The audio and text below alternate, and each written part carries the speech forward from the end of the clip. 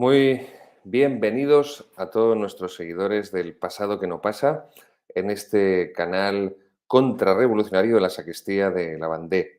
Vamos a hacer una recapitulación de todo lo que hemos visto hasta ahora en estos meses anteriores, al ser este el último programa anterior a las vacaciones de Navidad. Em, Empezamos señalando el inicio de la persecución religiosa en la Segunda República se sitúa el 11 de mayo de 1931. Ya hablamos de ello en su día, ya lo explicamos pormenorizadamente en la medida de nuestras posibilidades y de la dictadura del tiempo que tenemos, que tampoco queremos excederlo por no cansarles y por no resultarles aburridos e insoportables. Esto es muy importante. No hacía ni un mes que había sido proclamada la Segunda República. Eso fue el 14 de abril de 1931 y esto es el 11 de mayo, cuando por toda la geografía española ascienden a un centenar largo de templos, iglesias, también monasterios, pero también esto es lo que cae a la historiografía izquierdista y buena parte de la historiografía de derechas: colegios, centros educativos, centros culturales, bibliotecas, obras de arte. Todo eso fue el inicio de la persecución religiosa, insisto, en menos de un mes antes de que llegara la Segunda República. La coalición de izquierdas, que sí, curiosamente estaba capitaneada por dos católicos y que habían sido monárquicos prácticamente hasta la víspera de la llegada de la Segunda República. Aniceto Alcalá Zamora, que será el primer presidente de la República hasta el año 1936, y Maura. Estos dos eran católicos y, aunque fueran católicos progresistas, católicos liberales, como a ellos les gustaba autodenominarse, y monárquicos, insisto, hasta el día anterior del advenimiento de la República. Es cierto que la República, se puede decir que la Segunda República, que la traen los antiguos monárquicos, los antiguos derechistas, los antiguos liberales, eso es cierto, igual que también puede decirse lo mismo del actual sistema de la Constitución de 1978 en España, que lo traen los antiguos franquistas del día anterior, los que habían jurado los principios del movimiento y que decían que ese juramento era de una fidelidad inquebrantable. Pues la fidelidad se quebrantó a la primera de cambio. Pero enseguida esa coalición de izquierdas es la que se impone en el poder y coincide en considerar la religión católica como el obstáculo principal para implantar la doctrina revolucionaria, que en el caso de las izquierdas burguesas, de las izquierdas jacobinas, pues son anticatólicas. Ahí tenemos su principal representante, que es Manuel Azaña, que después será presidente del gobierno y posteriormente presidente de la Segunda República. Pero también, evidentemente, están todo ese conglomerado de partidos revolucionarios, socialistas, que eran el partido hegemónico, el que estaba mejor organizado, el que estaba mejor estructurado, el que contaba con mayor número de militantes, socialistas, los anarquistas, o comunistas libertarios. No hay que olvidar esto, quédense también con este dato que es muy importante. El anarquismo es una rama del comunismo, es un comunismo libertario contrario al Estado, pero participa de las doctrinas también de Marx, vía filtro de Mikhail Bakunin. Socialistas, anarquistas, comunistas y jacobinos, es decir, insisto, republicanos burgueses de izquierdas, además de los separatistas de la Esquerra Republicana de Cataluña, todos ellos que conforman este bloque que toma el poder, entre sí diferían prácticamente en todo, no tenían nada en común en la forma de Estado, Pues los socialistas y los comunistas son marxistas que divinizan el Estado, son estatalistas, e insisto, mientras que los anarquistas son enemigos del Estado. Los republicanos burgueses, estos jacobinos de izquierdas, los separatistas catalanes de la Esquerra, bien, en la forma de Estado todos disentían y se diferenciaban y no tenían nada en común. en la política agraria, en la política impositiva, en las cuestiones de política cultural o de cultura, de enseñanza, en la organización económica de la nación, todos entre sí disentían en todos estos puntos, prácticamente en todos. Eso sí, en el punto que coinciden todos ellos, el único punto de coincidencia es su voluntad decidida de construir una sociedad que carezca de todo fundamento religioso. ¿Eh? Construir una sociedad que carezca de cualquier fundamento religioso. Hay que barrer el fundamento religioso, por lo tanto hay que barrer la cultura católica y por lo tanto hay que barrer a la Iglesia Católica, la presencia de la Iglesia Católica. Y esa presencia de la Iglesia Católica física, pues son los monumentos, son los templos, son los colegios, son los hospitales de la Iglesia, pero evidentemente también esa presencia física son los representantes de la Iglesia, son los ministros de la Iglesia, es decir, los sacerdotes. Pues bien, ese, ese plan de construir, de fabricar una sociedad carente de cualquier fundamento religioso, esta coalición de izquierdas lo efectuará en dos movimientos. Un movimiento es el laicismo legislativo, que llevarán a cabo especialmente los jacobinos, la izquierda burguesa republicana, laicismo legislativo, a través de todas esas leyes que fueron emanándose de la Segunda República, empezando por la misma Constitución de la Segunda República en diciembre de 1931, el famoso artículo 26. Ahí se será una de las vías. Y la otra vía para borrar cualquier fundamento religioso de la sociedad y construir al hombre nuevo, al hombre para las izquierdas burguesas jacobinas, al hombre ilustrado, al hombre liberal, al hombre moderno, para las izquierdas revolucionarias marxistas, pues evidentemente el proletario revolucionario. La otra vía, si una acabamos de decir que ese es el laicismo legislativo de la izquierda jacobina, la otra vía será la acción directa, la acción violenta, la acción de los partidos revolucionarios. Esto es lo que el presidente del gobierno, Manuel Azaña, a partir de abril de 1932, cuando suba al poder, es lo que él llamaba esos partidos marxistas revolucionarios, él los llamaba los gruesos batallones populares. Y esos gruesos batallones populares, insisto, estos son términos literales de Manuel Azaña, esos gruesos batallones populares estarán a las órdenes, estarán al servicio, estarán dirigidos, que es el verbo que utiliza él, dirigidos por la inteligencia republicana. Evidentemente la inteligencia republicana se consideraba el mismo, porque Azaña era un ser totalmente poseído por la soberbia. Yo les invito a que lean sus diarios, los diarios que tenemos de Manuel Azaña, donde insulta de forma inmisericordia a sus propios compañeros, no digo ya a los enemigos, no digo ya a los adversarios, a los opuestos, a sus propios compañeros, no deja de insultarlos a todos, a todos, a todos.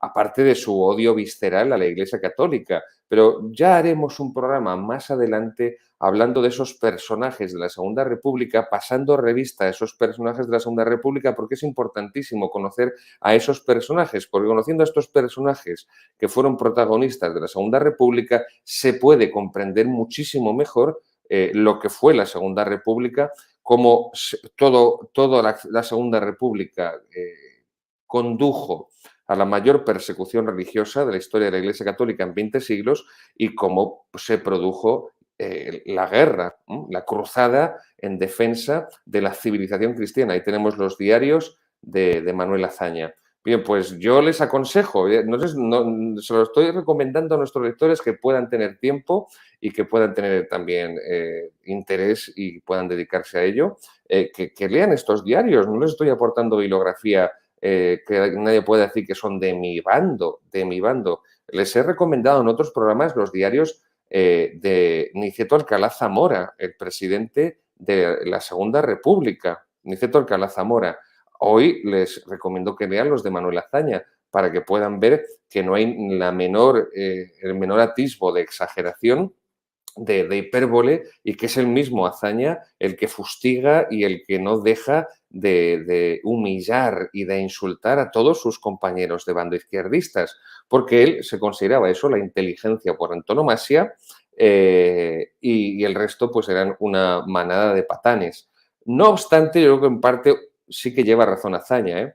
Yo creo que sin duda alguna Azaña era el político más culto de la Segunda República y era el político más culto de la Segunda República porque se educó en el Escorial, en el monasterio del Escorial, con los frailes agustinos. Por cierto, a los frailes agustinos del monasterio del Escorial, los rojos, durante la guerra, los asesinaron a todos. Estamos hablando de más de una comunidad de 50 frailes. No piensen que eran 2 o 3, como son ahora las comunidades de religiosos. No, no, eran más de 50 frailes. Por supuesto, había una comunidad de estudiantes jóvenes, también los mataron a todos, a los frailes más ancianos también los mataron a todos. Pero bueno, Azaña, sin duda alguna, fue el político más, con más formación y más inteligente de toda la Segunda República, y él pensó que podría dirigir a esos gruesos batallones populares que eran los partidos revolucionarios marxistas, pero como se pudo ver después en la práctica e iremos aquí historiando, relatando, pues evidentemente no pudo domesticar al león.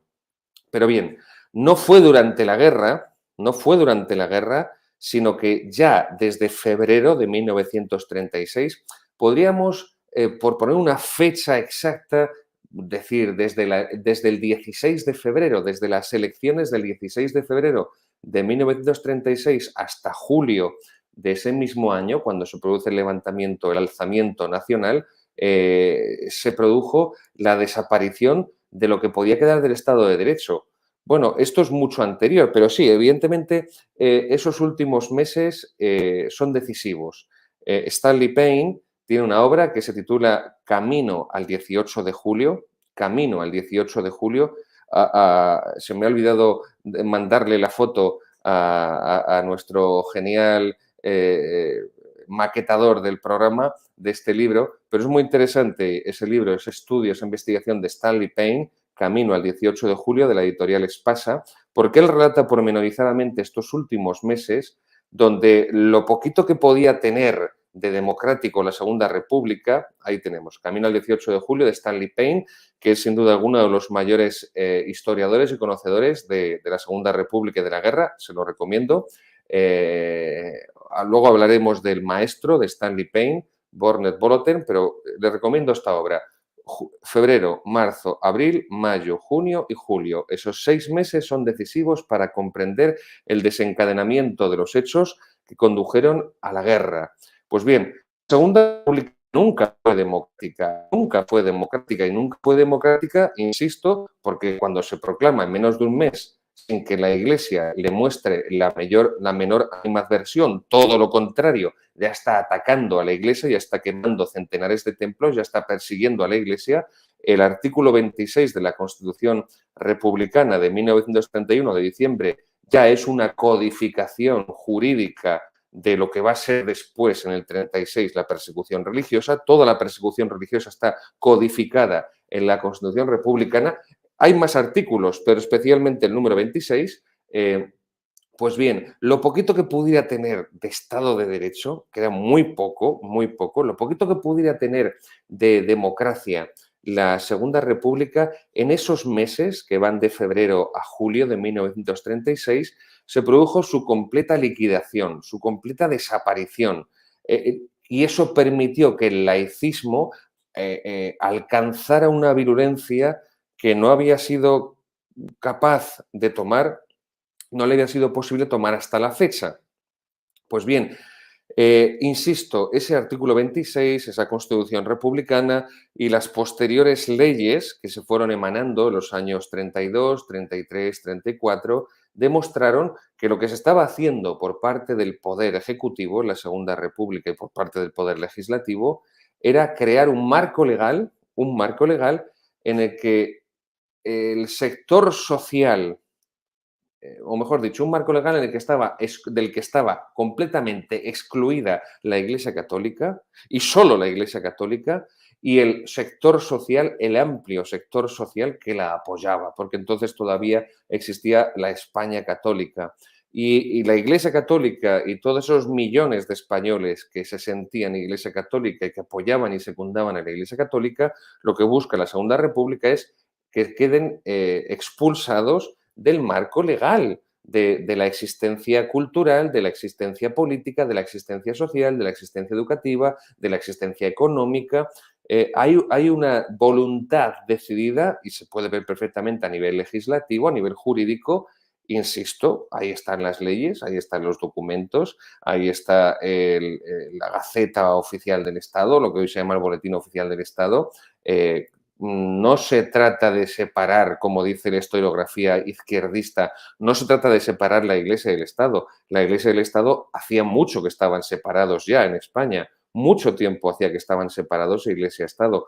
Desde el advenimiento del régimen liberal, del maldito liberalismo triunfante en 1840, al final de la Primera Guerra Carlista, se puede hablar de que la separación Iglesia-Estado es un hecho en España. Se ha producido la desamortización en 1836 por parte del masón Mendizábal, ministro liberal de Isabel II, al servicio de Inglaterra, de la pérfida Albión, de ese país que tanto daño ha hecho a España, a la hispanidad y a la Iglesia Católica, Gran Bretaña.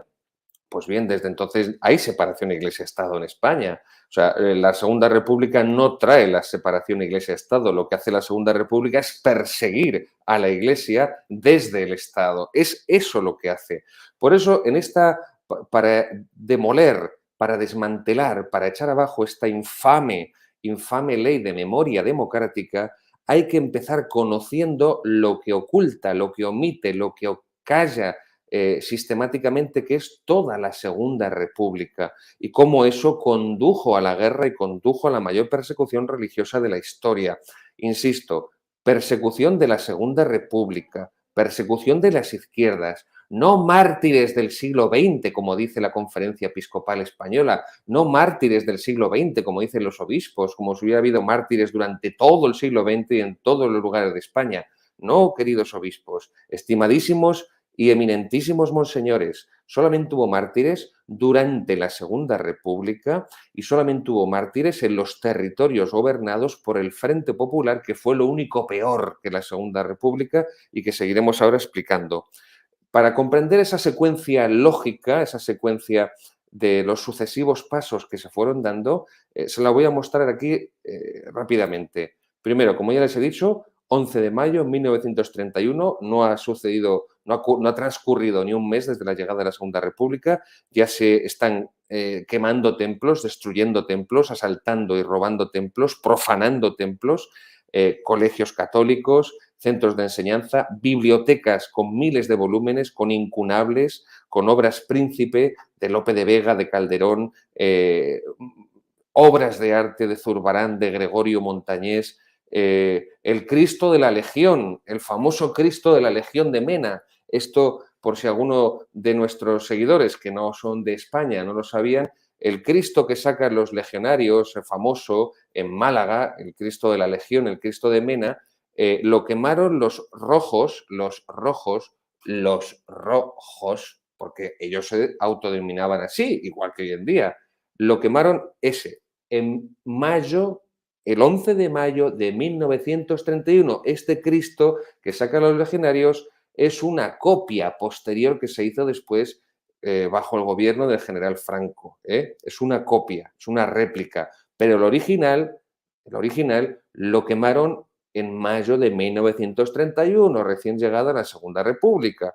Bien, no era suficientemente republicano el Cristo, ya se ve, y al pobre pues le tocó arder. No sirvió de nada que fuera una obra de arte de siglos de antigüedad. Estos son los que dicen que respetaban la cultura, estos son los que dicen que eran demócratas, e insisto, yo soy antidemócrata porque un católico no sé cómo puede ser demócrata, porque la democracia liberal es la puesta en plural del pecado original, y la democracia liberal es contraria a la religión católica, pero porque yo no me considere demócrata o más que me considere antidemócrata, no es óbice para que se desenmascare a las izquierdas, especialmente, que se llenan la boca continuamente la palabra democracia y son los mayores liberticidas y los mayores criminales que han existido en la historia. Bien, primero, las quemas de mayo de 1931. Segundo, la persecución legislativa,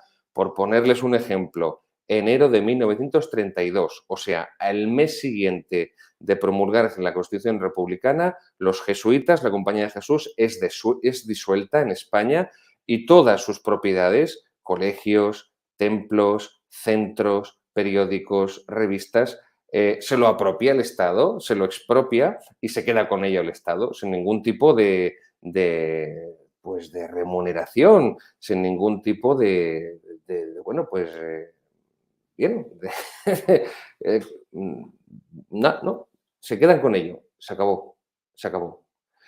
Tercer paso, y este ya será a partir, como digo, de febrero de 1936. Ya lo dije en otro programa anterior, de febrero de 1936, cuando son esas elecciones decisivas, hasta julio son asesinados 17 sacerdotes, 17 sacerdotes. Es verdad que a partir de que se inicie el alzamiento nacional el 18 de julio, ya serán miles los sacerdotes que van a asesinar, pero no piensen que no se asesinan sacerdotes hasta que comienza el alzamiento nacional, hasta que empieza la guerra. No. En esos 6 meses, durante la campaña electoral, no ya el día de las elecciones, de las votaciones, el 16 de febrero, no, durante esa campaña electoral que fue muy violenta por parte de las izquierdas, fue de una virulencia inusitada hasta la fecha, y ya era mucho decir eso, pues ahí ya empezará el asesinato de miles de sacerdotes, de miles de fieles, de 300 religiosas, de 13 obispos o de 12 obispos, para ser más exacto, y un administrador apostólico,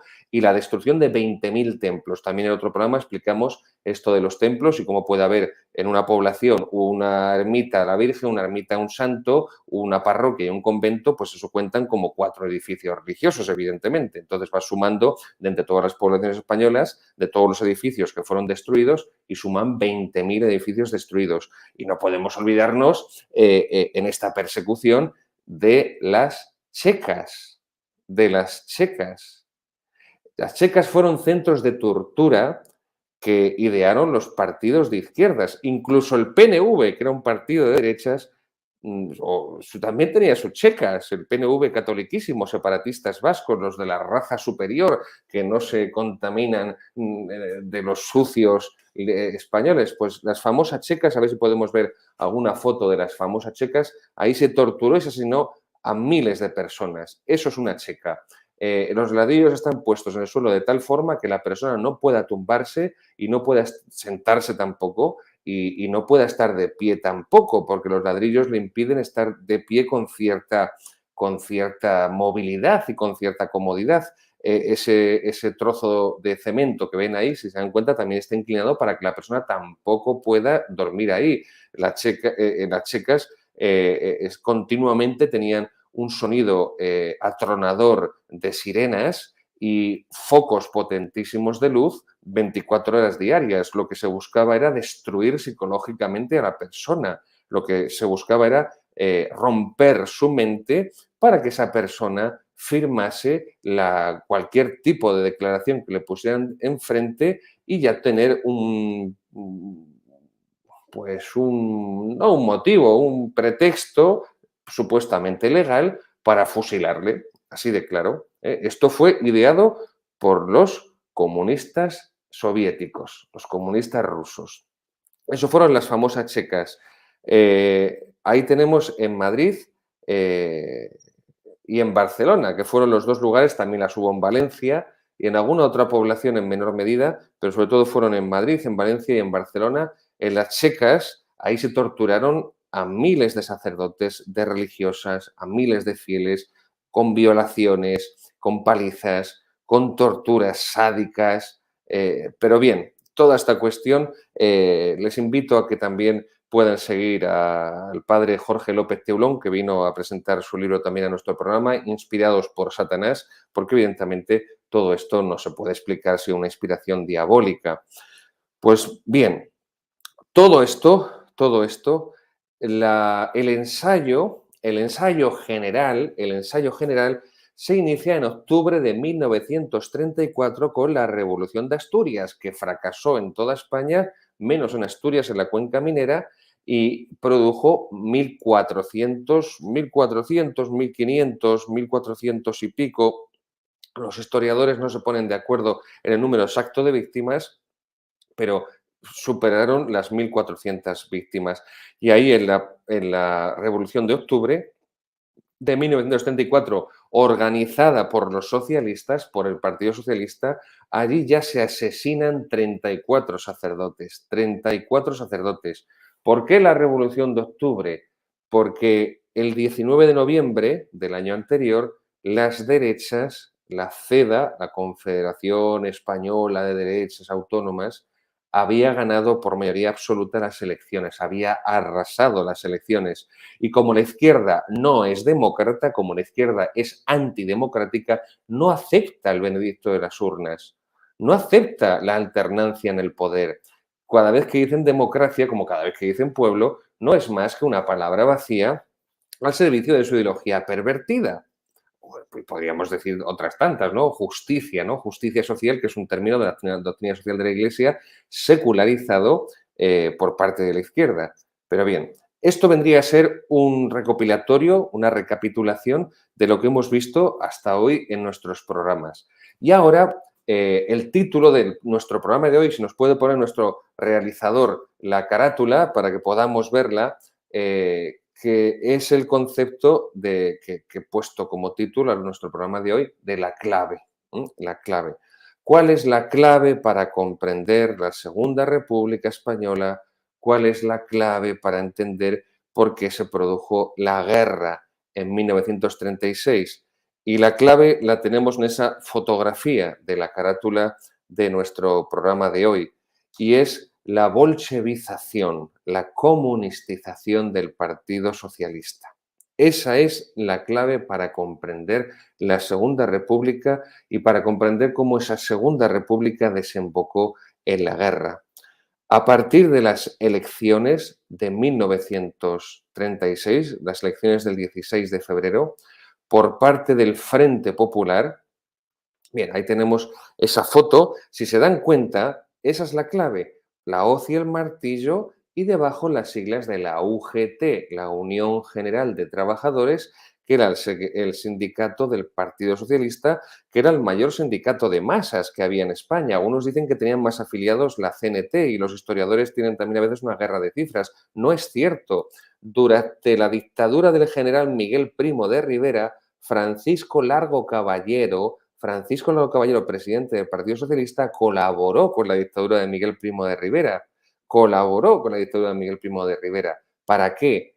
Porque Miguel Primo de Rivera, el general Primo de Rivera, el padre de José Antonio, quería acabar con los anarquistas, quería acabar con la CNT y no se le ocurrió mejor idea que apoyar al Partido Socialista y al sindicato del Partido Socialista, que era la UGT, la Unión General de Trabajadores, para que ésta se comiera, por decirlo de alguna forma, se comiera a la CNT anarquista, la Confederación Nacional del Trabajo, y se impusiera a ella. Esta es la brillante idea que tuvieron durante la transición española otra vez, todos los que apoyaron al Partido Socialista, pensando que el Partido Socialista ya no era marxista, que Felipe González ya no era el anterior presidente del PSOE durante el franquismo en el exilio, Rodolfo Llopis, que era un asesino y un masón, Rodolfo Llopis, que fue ministro de Educación con la Segunda República y que fue el que arrancó el crucifijo de los colegios, Rodolfo Llopis. Bien, pues el Frente Popular, que es ese conglomerado de izquierdas, comunistas, socialistas, anarquistas, pero que la hegemonía es socialista porque es el partido hegemónico con más fuerza de la izquierda, eso es lo que explica la deriva de la Segunda República que conduce a la persecución religiosa y conduce a la guerra, al lanzamiento nacional. Ahí tienen la hoz y el martillo, debajo, o mejor dicho, encima de las siglas de la UGT. ¿eh? Eso muestra cómo el Partido Socialista era más comunista, el Partido Socialista era más soviético, era más bolchevique que el propio Partido Comunista de España, el PC. Ahí tenemos. A la izquierda está Francisco Largo Caballero. A la derecha tenemos a Pablo Iglesias Pose, fundador del PSOE. ¿Y qué pone detrás? Viva Rusia. Como les digo siempre en los programas, documentos primarios. Los documentos primarios en la historia son los que tienen el mayor valor porque son los textos, los documentos, las fotografías de la época, no lo que han dicho otros historiadores que fue, que sucedió, que pasó, no, no, no, no, los documentos de la época, tanto fotográficos, que en esta época ya los teníamos, evidentemente en la época de los Reyes Católicos no tenemos documentos fotográficos, en esta época sí, como por los propios documentos, los discursos que salen reflejados en los periódicos y otros tantos. Esto es lo fundamental, porque la historia no es otra cosa que la ciencia que estudia los documentos primarios, los documentos de la época. Por eso la historia es una ciencia objetiva. No, es que depende mucho cómo lo cuente cada historiador. No, no, no, no. Depende de que el historiador sea leal, sea honesto y tome los documentos de la época en su sentido original y que no los esconda y que no los seleccione previamente a priori para eliminar aquellos que no encajan con su ideología, porque entonces no está haciendo historia, está sirviéndose supuestamente de la historia para hacer ideología, para hacer propaganda. Y esto en la cuestión de la Segunda República es que llega a su máxima expresión. Pues ahí tenemos el cartel, ¡Viva Rusia! Es la Rusia soviética, es la Rusia de Lenin, es la Rusia de Stalin. Ese es el modelo al que aspira el Partido Socialista, la dictadura soviética, la dictadura del proletariado, la dictadura marxista-leninista. Esta es la clave de la Segunda República y lo que vino después en la guerra, la persecución religiosa. Esto es la prueba documental. Lo que hace el PSOE es lo contrario de lo que les he dicho que antes pensó Azaña. Azaña pensó que él, la inteligencia republicana, iba a dominar, a conducir a los gruesos batallones populares, es decir, a los partidos marxistas revolucionarios, y fue al contrario. Los partidos marxistas revolucionarios con el PSOE a la cabeza, cuyo ideal es la Unión Soviética de Stalin, la Unión Soviética de Lenin, el marxismo-leninismo, el comunismo, el socialismo real, el socialismo real, como decía Lenin, esos fueron los que arrastraron a los jacobinos, es decir, a la izquierda burguesa. Ellos fueron los que la arrastraron y que al final se sirvieron de ella, porque la idea de Largo Caballero es que transformar el régimen jacobino, el régimen burgués de izquierdas, en un régimen marxista, en una dictadura del proletariado y que esta gente les haga solamente de escaparate para que nadie se asuste.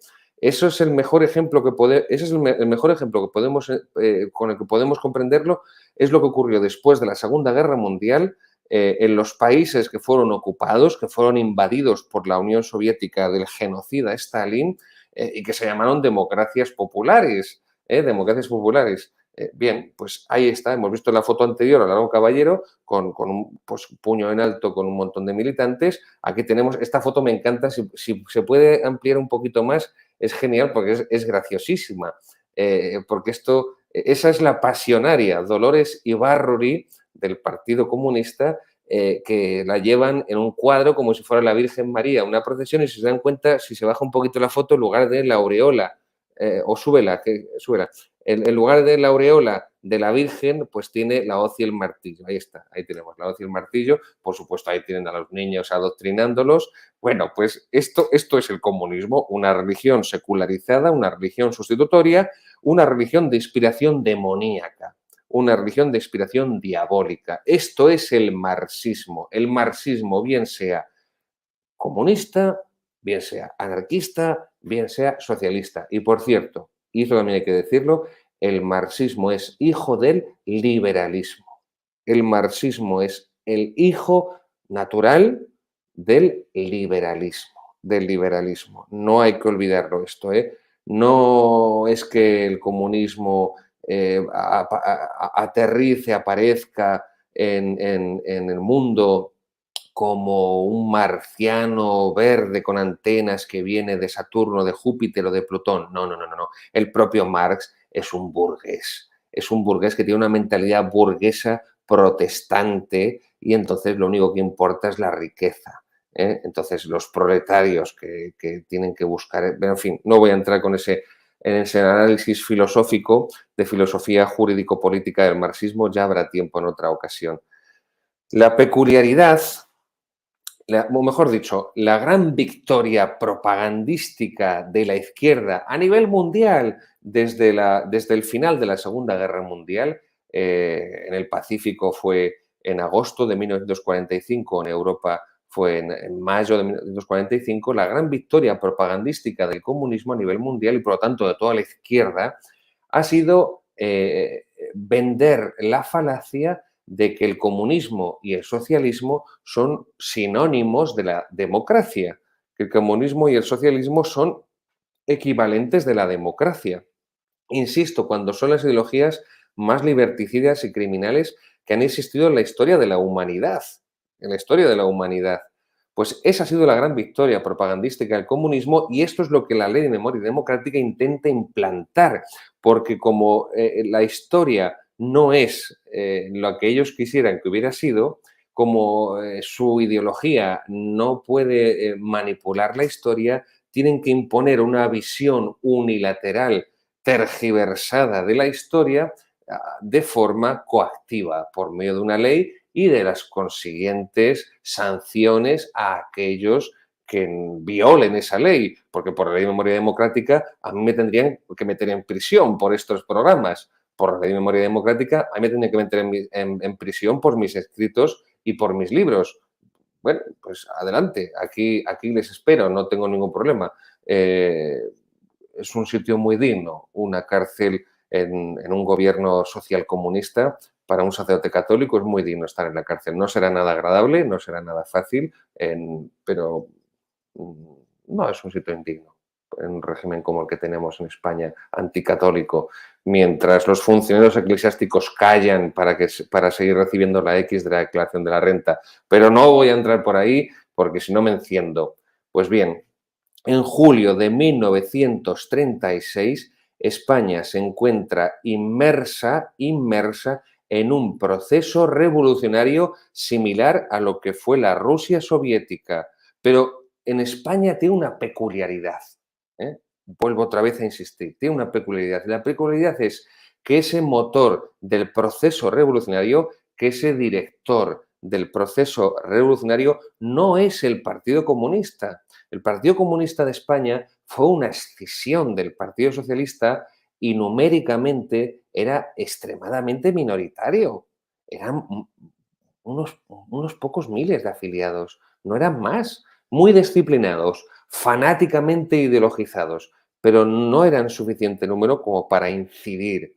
Ese motor revolucionario soviético, bolchevique, fue el Partido Socialista. Aquí es donde nos quedamos en el programa anterior, en agosto de 1936, cuando en la Escuela de Verano del Partido Socialista en Torrelodones, en Madrid, se produce el giro hacia el comunismo, hacia el marxismo-leninismo, por parte del que era la cabeza del partido en la época, Francisco Largo Caballero. Insisto que durante la dictadura de Miguel Primo de Rivera colaboró con ella y se mostró con cierto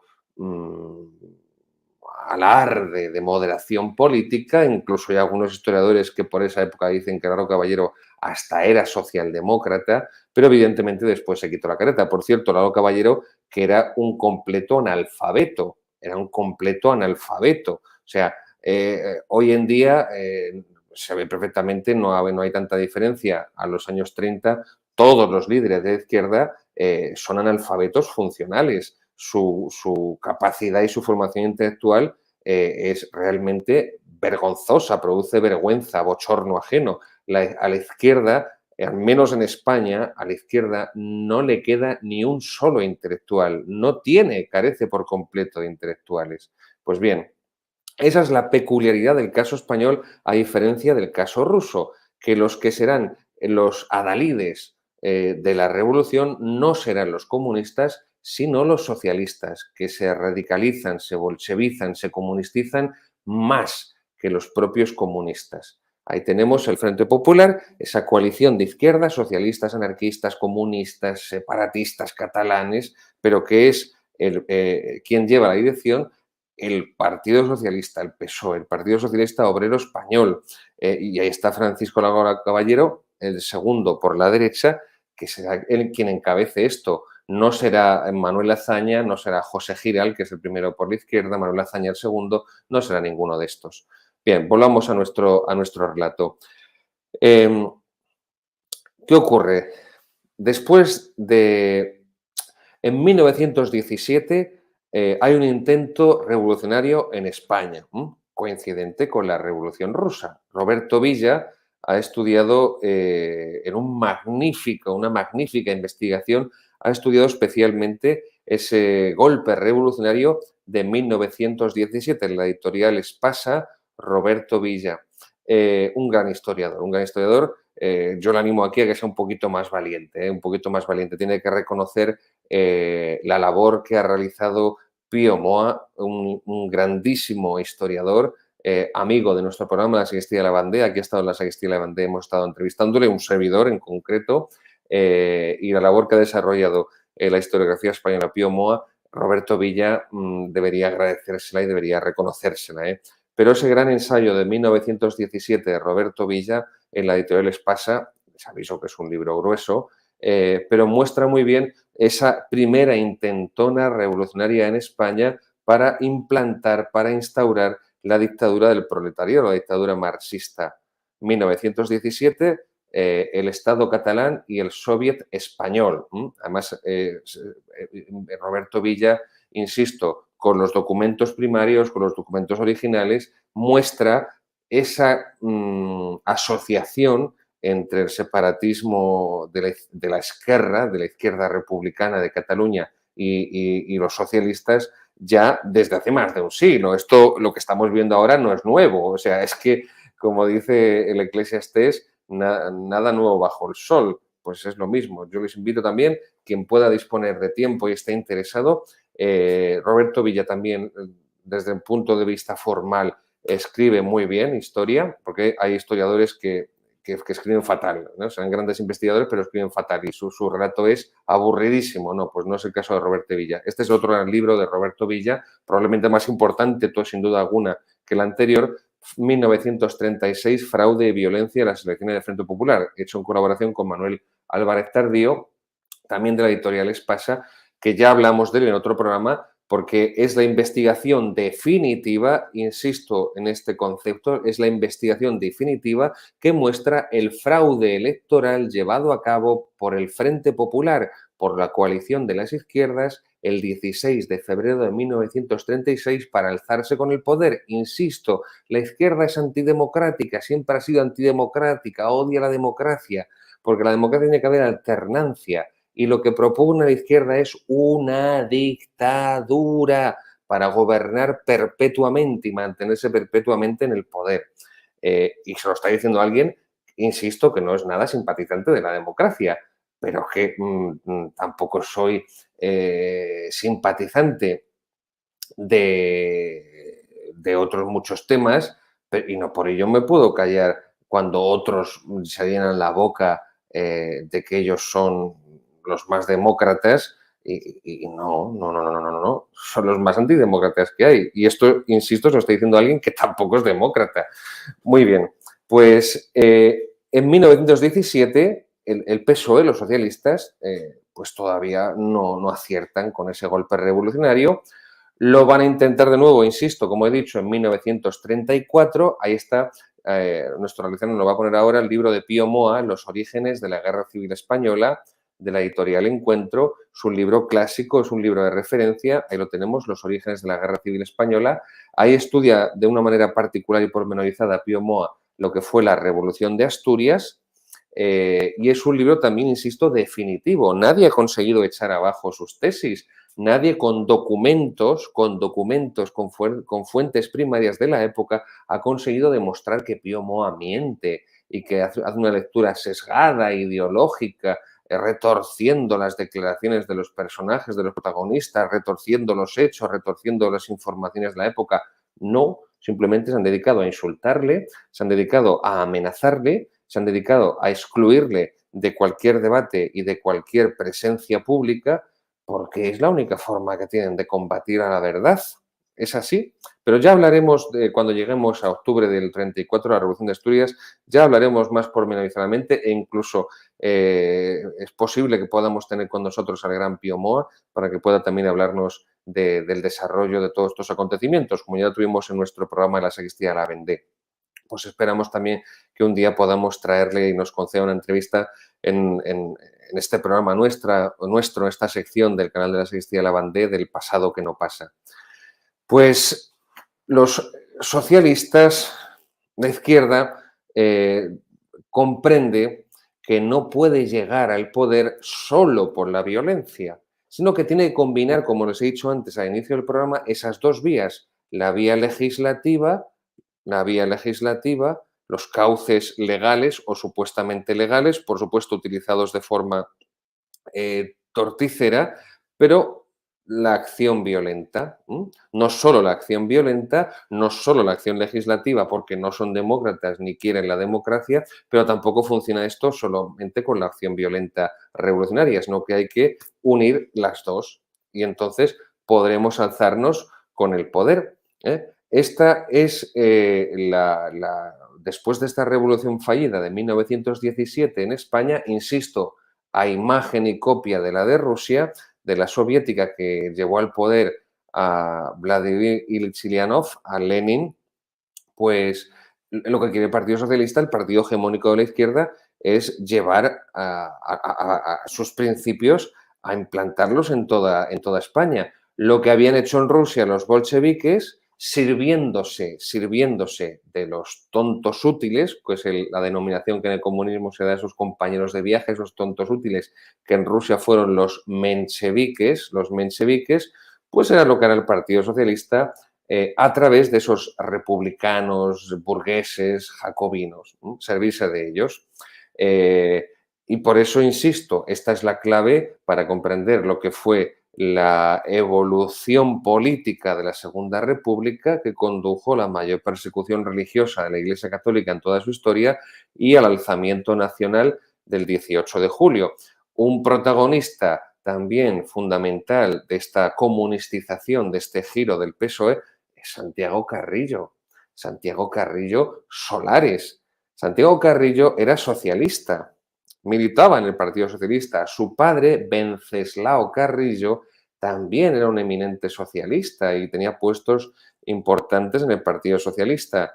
Y lo que hizo Santiago Carrillo, que estaba al cargo de las juventudes del PSOE, fue llevarse a todos esos muchachos al Partido Comunista. Y entonces Carrillo creó lo que se llamó la JSU,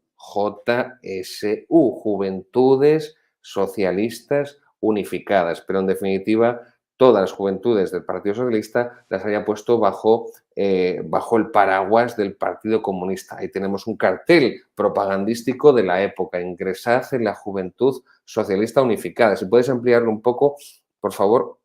Y ahí tenemos, como pueden ver, como han visto también en nuestra foto en la carátula del programa, la hoz y el martillo. La hoz y el martillo. Es simbología marxista-leninista, simbología comunista, soviética, stalinista. Esto era el Partido Socialista. Más comunista todavía que los propios comunistas. Esto es la clave para comprenderlo. Igual que los que han destruido el régimen liberal de democracia constitucional liberal del 78 ha sido el PSOE, y lo estamos viendo hoy en día perfectamente con Pedro Sánchez. Eso sí, el PSOE lo ha destruido de forma activa y el Partido Popular, Alianza Popular o como se llame, de forma pasiva. La estúpida derecha liberal de forma pasiva ha colaborado con la destrucción del régimen del 78 de Constitución Liberal, pero ha vuelto a hacerlo otra vez el PSOE. Tampoco vamos a irnos por ahí. Ingresad en la juventud del Partido Socialista. Bien, ahí está el puño en alto, la estrella roja de 5 puntas, la hoz y el martillo. Creo que está bien claro pues que no había distinción entre el Partido Comunista y el Partido Socialista, no había distinción en lo que a ideología respecta. Creo que los documentos de la época, los carteles propagandísticos son bastante clarificadores. Sigamos avanzando para que nos pueda dar tiempo a acabar con todo. Ahí tenemos a Santiago Carrillo, al cardenal Tarancón y el hombre infausto de la Iglesia española, y Adolfo Suárez, antiguo falangista. Pues ahí tenemos muy bien, de forma gráfica, podemos comprender lo que fue la transición española. Un comunista genocida, asesino de Paracuellos, un traidor que había sido falangista y franquista hasta el día anterior, y un cardenal pues que no se identificaba con la fe de la Iglesia Católica, sino que era un cardenal socialista y un hombre que no era un pastor de almas, sino que era un político que hizo un daño inmenso a la Iglesia Católica en España, un daño tremendo, y que por donde pasó arrasó, pasó por mi diócesis de Toledo y destruyó la diócesis de Toledo casi por completo en 3-4 años. No llegó, menos mal que después vino el gran cardenal don Marcelo y consiguió levantar la diócesis de Toledo, pero luego fue la diócesis de Madrid, y la diócesis de Madrid sí que la destruyó por completo. El cardenal Tarancón, un ser vil, un ser infame, y que espero que Dios le haya dado un buen juicio justo que se merece por todo el mal que hizo a tantas almas y cómo escupió en la tumba de los mártires. Por cierto, ahí está Adolfo Suárez en el centro de la foto, como digo, que fue el que introdujo el divorcio en España y que los obispos le premiaron enterrándole en la Catedral de Ávila. Bueno, es que esta foto da para mucho, esta foto da para mucho, pero nos estamos saltando, querido realizador, nos estamos marchando de nuestra época de la Segunda República, porque esto da para mucho. Bien, la evolución política del Frente Popular durante la guerra, la evolución política del Frente Popular, de ese conglomerado, de esa coalición de partidos izquierdistas, ¿qué es lo que provoca? ¿Qué es lo que provoca?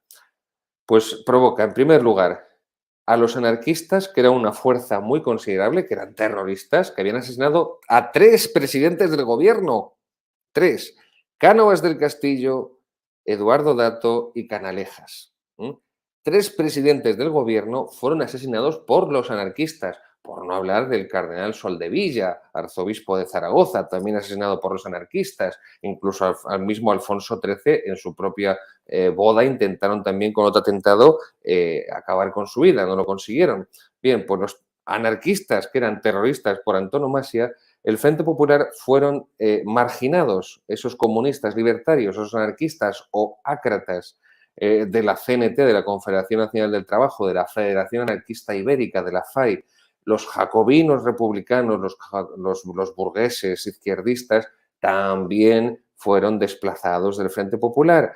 Les utilizaron simplemente para servir de un escaparate democrático de cara a las potencias, al resto de países occidentales, para fingir que la Segunda República, y más en concreto a partir de febrero de 1936, para fingir una apariencia de régimen moderado, de régimen legalista, constitucional, garantista, pero todo era una completa farsa. Entonces, esa evolución política del Frente Popular durante la guerra, ¿a qué llevó? Pues a lo que llevó fue el protagonismo, desembocó en el protagonismo, en la dirección decisiva de las organizaciones marxistas. Y esas organizaciones marxistas estaban bajo tutela de Stalin, del mayor genocidio de la historia de la humanidad. Bueno, el segundo, el mayor ha sido Mao Zedong. Nadie ha matado más gente, nadie ha matado más comunistas que Mao Zedong. Nadie ha matado más comunistas que Stalin.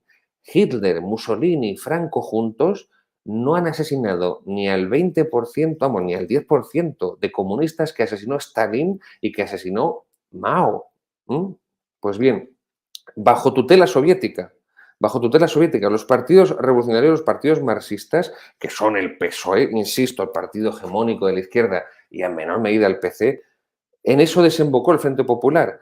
Por cierto, el Partido Comunista durante la guerra no dejará de crecer, no dejará de aumentar su poder, no dejará de sumar militantes, de sumar afiliados e ir tomando cada vez un peso mucho mayor durante la guerra, durante pues, el Frente Popular, porque hay que tener muy claro que una cosa es la Segunda República y otra cosa es el Frente Popular.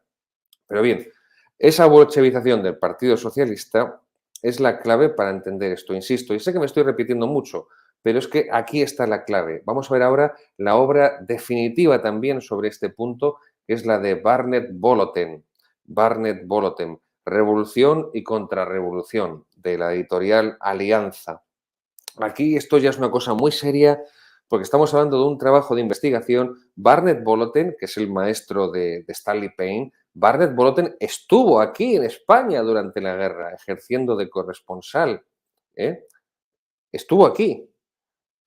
Este libro, ya les aviso, son 1.300 páginas para que luego el padre Francisco me ponga a parir y se meta conmigo porque dice que mis libros son muy, muy gruesos y que son tremendamente largos. Bueno, son 1.300 páginas. Este fue el estudio al que Barnett Boloten consagró toda su vida para mostrar esto que les estoy diciendo en el programa de hoy. Por eso este es uno de los libros, y casi me atrevo a decir que prácticamente el más importante, que muestra eso que decíamos hoy en el título de la carátula de nuestro programa, la clave para comprender la Segunda República, la clave para comprender la guerra, para comprender la persecución religiosa, la bolchevización de los socialistas, que es lo que se ha tratado de ocultar, lo que se ha tratado de esconder y es lo que esta ley de memoria democrática intenta camuflar, que el Partido Socialista no era un partido democrático, no era un partido de progreso, no era un partido de libertades, sino que era un partido dictatorial, era un partido criminal, era un partido liberticida. Y con esta misma ley de memoria democrática queda meridianamente claro. Y hay que añadir, un partido esencialmente, virulentamente, operativamente anticatólico. Anticatólico. Pues este libro de Barnett Boloten, ya les aviso, son 1.300 páginas.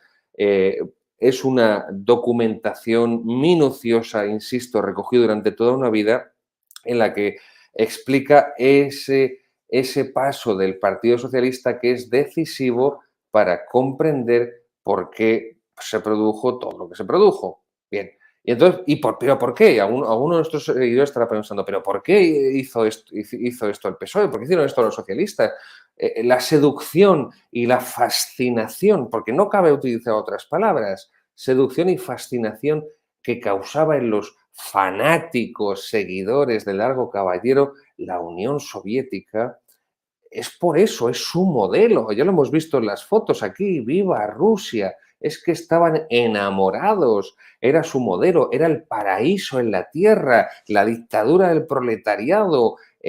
No existe el cielo, no existe el paraíso está aquí en la tierra y el paraíso de los trabajadores, los obreros no tienen patria, dice Marx en el Manifiesto Comunista. Bueno, pues cuando ya llegan los comunistas al poder en Rusia, en la Unión Soviética, ya los obreros tienen patria. Es decir, todos estos socialistas españoles y los comunistas no se sienten, o sea, vamos a ver, no es una cuestión de sentimientos, pero que no se reconocen como en su patria en España. Su patria es la patria de su ideología, donde su ideología se ha instaurado políticamente en el gobierno y eso es la Unión Soviética, eso es la Rusia leninista y después la Rusia stalinista y por eso esa fascinación y esa seducción hacia Rusia. Recuerden una cosa, nuestros seguidores, ahí está a la izquierda, Francisco Largo Caballero, presidente del Partido Socialista Obrero Español, sus mismos compañeros, sus mismos correligionarios, no se lo dice José Antonio, no se lo dice Falconde y los carlistas, sus mismos correligionarios le apodaron el Lenin español. O sea, al presidente del PSOE, los propios socialistas le denominaban el Lenin español. No hay que subrayar mucho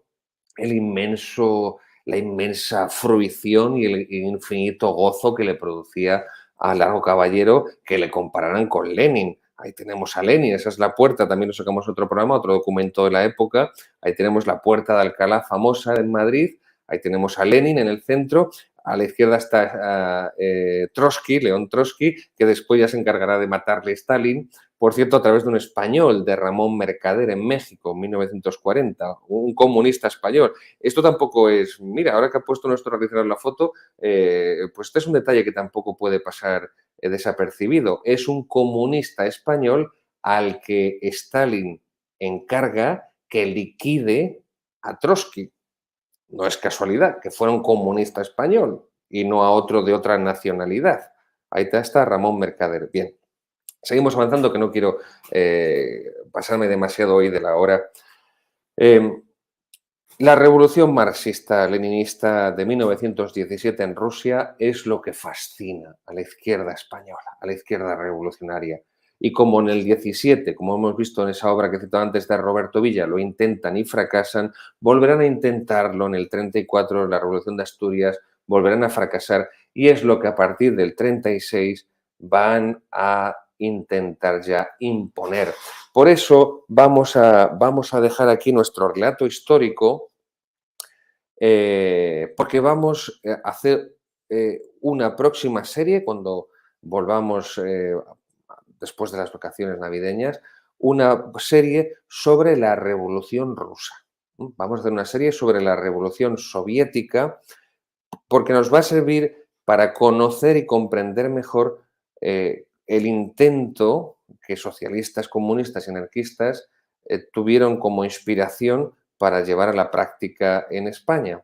Así que, igual que hemos llegado a las elecciones del 19 de noviembre de 1933, en las que arrasa por completo la derecha y entonces, como no acepta el veredicto de las urnas, organiza la revolución de octubre del 34, que tampoco es casualidad que fuera en octubre, la revolución comunista rusa fue en octubre, la revolución de octubre, tampoco son casualidades. Claro, nuestros seguidores tienen que darse cuenta de la importancia de las fechas, porque las fechas dicen mucho de los hechos históricos, las fechas nos dicen mucho y cuando hay fechas coincidentes, Revolución Rusa, octubre del 17, intento de revolución primero en España, socialista, comunista, anarquista, en 1917, Revolución Socialista de Asturias, 1934, octubre. Estas cosas no son casuales, están buscando reproducir los mismos sucesos históricos que han ocurrido en otros lugares, patrocinados, insisto, por la misma ideología liberticida y por la misma ideología criminal.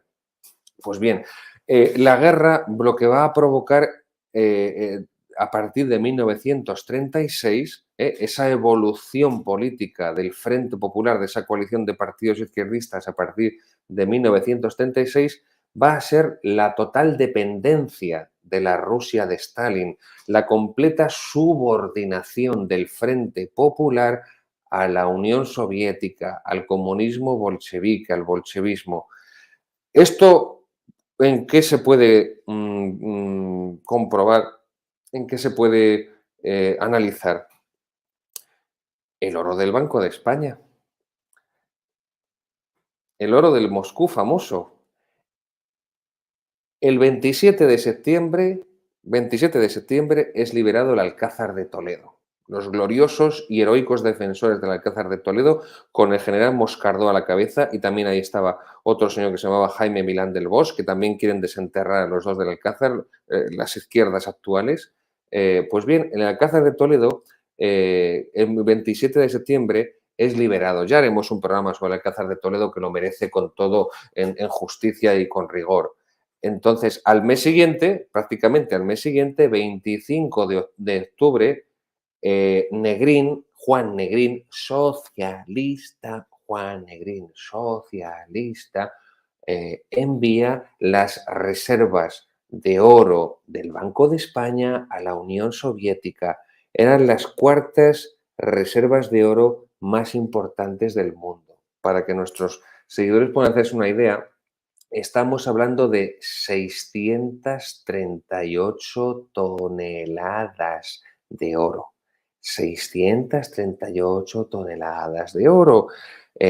Monedas antiguas de un valor numismático enorme, de la época fenicia, de la época romana, de la época cartaginesa, de la Edad Media, doblones del Imperio Español. 638 toneladas de oro. Los socialistas las enviaron a los 3 meses de empezar la guerra, julio, agosto, septiembre, en octubre, las envían a la Unión Soviética, es decir, las envían a un país que está a 4.500 kilómetros de España, a 4.500 kilómetros de España. Si ustedes, cualquiera de nuestros seguidores, al vecino, le dan su cuenta bancaria y le dicen, toma todo mi dinero, toma todos mis ahorros, es su vecino el que va a dirigir su vida, porque será su vecino con la disposición de su dinero el que va a decidir si usted compra esto o no lo compra, si usted viaja a tal sitio o no viaja, si usted hace tal cosa o no lo hace. Esto fue lo que hizo el Frente Popular, esto fue lo que hizo esos políticos de izquierdas a los 4 meses de empezar la guerra. Por lo tanto, la subordinación a la Unión Soviética de Stalin, la dependencia de la Unión Soviética de Stalin fue completa, fue total, sin reserva alguna. Es decir, esa fascinación ideológica hacia el comunismo bolchevique, hacia el bolchevismo, les llevó a hacer esto.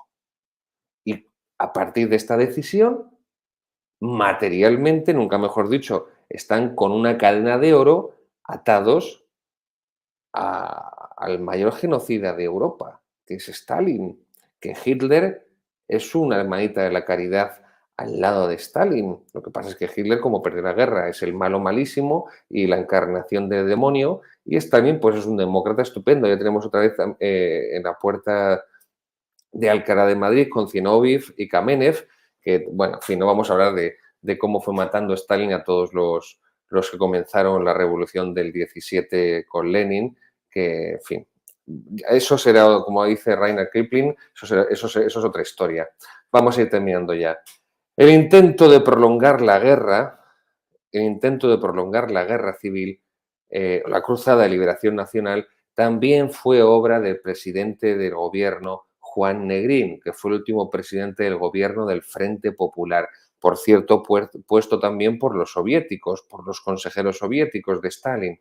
Pues Juan Negrín, cuando ya se veía que la guerra estaba total y completamente perdida, lo único que intenta es alargarla lo más posible para ver si se puede unir con la Segunda Guerra Mundial, porque la Segunda Guerra Mundial se preveía cada vez más inminente, sobre todo a partir de Múnich, de 1938, del Pacto de Múnich, y así Juan Negrín quería forzar la intervención masiva de la URSS de forma ya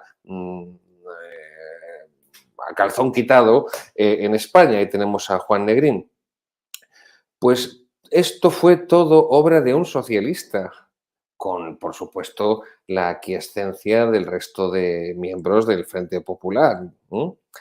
El envío de las reservas del Banco de España a la Unión Soviética de Stalin, insisto, quédense con estos datos, 638 toneladas. 638 toneladas a los 4 meses de perder la guerra, a 4.500 kilómetros de España, sin la menor seguridad y con una completa opacidad en el régimen más totalitario que estaba existiendo en esos momentos en Europa.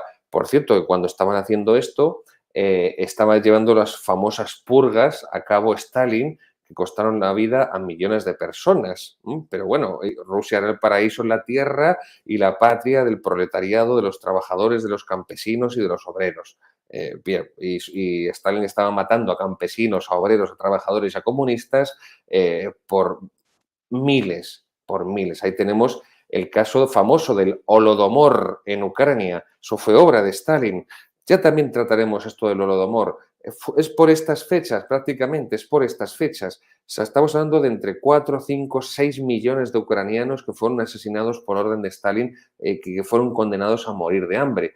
Si hubieran sido judíos, pues serían famosísimos, ¿no? Pero como, porque aquí solo se recuerda, que en la Segunda Guerra Mundial se asesinaron judíos, pero como estos no son judíos, son ucranianos, pues se ve que la vida de los judíos vale más que la vida de los ucranianos. Entonces, pues si se matan 6 millones de judíos, hay que estar recordándolo todos los días, a todas horas, pero que el comunismo por parte del Partido Nacional Socialista Obrero Alemán, pero que por parte del comunismo se asesinen a 5 o 6 millones de ucranianos, esos, como no son judíos, pues no se les recuerda, no hay que darles importancia, ¿no? Pues se ve que hay muertos de primera clase y muertos de segunda clase. No digo que unos sean mejores ni otros sean peores, lo que digo es que tan muertos son los de una clase como los de otra, ¿no? Los de los judíos como los ucranianos. ¿Por qué no se recuerda a los ucranianos y la presencia del asesinato de judíos está continuamente en los libros de historia, en los documentales, en las series, en las películas y en todos los lugares.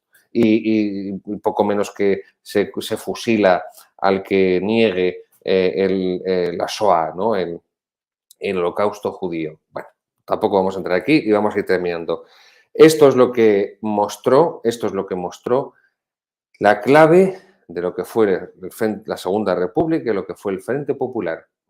Un camino hacia una dictadura comunista protagonizado y dirigido por el Partido Socialista, que utilizó a los republicanos más moderaditos, supuestamente, porque Azaña no era nada moderado, era un jacobino visceral. Es un hombre, insisto, era un hombre tan ideologizado y tan soberbio, pero también un hombre tremendamente cobarde, absoluta y completamente cobarde.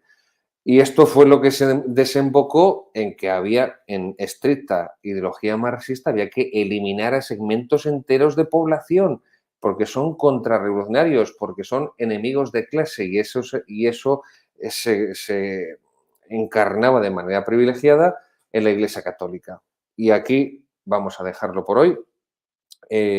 Recuerden, nuestros seguidores, de Plachet Me, de dar al me gusta, porque es la mejor forma de apoyarnos.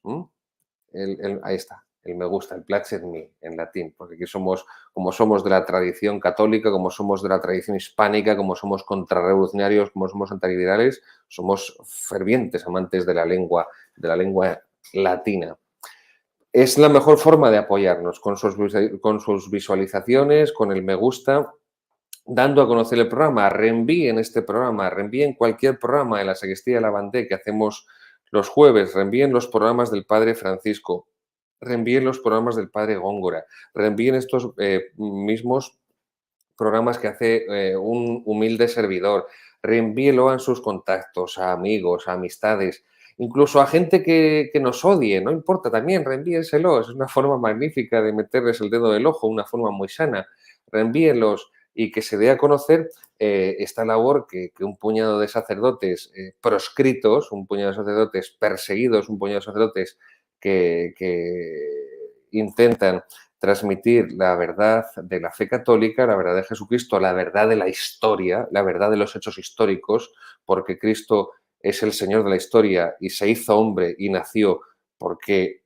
es la forma en la que Dios entra también en la historia humana con la encarnación del Verbo, pues la forma que tenemos de hacer el mayor bien posible. Así que no duden en darlo a conocer lo más que puedan. Y, por supuesto, nuestro patrocinador,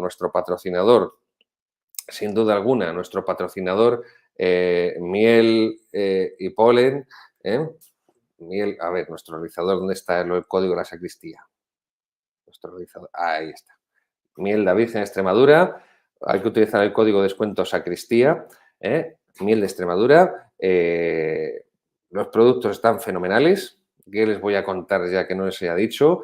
Mis preferidos son exactamente los frutos secos con miel, una cosa deliciosa, deliciosa, deliciosa. Es una miel de una gran calidad. Yo no soy un gran entendido, pero creo que los precios, la relación calidad-precio es más que notable. Y, por supuesto, nunca dejaremos de decirlo que es una familia católica. 2 de sus hijas son religiosas carmelitas descalzas de la Madre Maravillas en Talavera de la Reina. Uno de sus hijos es sacerdote también con nosotros desde Toledo. Y es una forma, pues, de poder degustar lo mejor que tenemos en nuestras tierras en España y también, pues, colaborar con nuestro programa La Sacristía de la Bandé. Hasta aquí el programa de hoy, mielonline.com. Les doy mi bendición, benedicat vos, omnipotens Deus, Pater et Filius, de Spiritus Sanctus. Amén. Y gracias por apoyarnos, gracias por rezar por nosotros, gracias por todos los comentarios que nos hacen, también a veces, pues, criticándonos o señalándonos cuando metemos la pata o hacemos o decimos algo que está mal, porque esto nos viene muy bien y es una lección de humildad que nos viene estupendamente. Sigan dando a conocer la verdad y lo poquito que podemos hacer este canal nosotros. Y gracias de verdad a todos nuestros seguidores de corazón. Nos despedimos con la cabalgata de las Valquirias de Wagner y con esa gran frase de Spengler, porque gracias a Dios, el 18 de julio de 1936, grupos de españoles, al menos media España, carlistas, falangistas, eh, soldados, hombres que amaban a Dios y amaban a España, ese puñado de hombres que se levantó en defensa de Dios y de España en ese alzamiento nacional fueron los que salvaron la civilización cristiana y la Iglesia Católica en España. Y por eso me gusta acabar siempre con esta frase de Spengler. Muchísimas gracias y hasta pronto, queridos seguidores.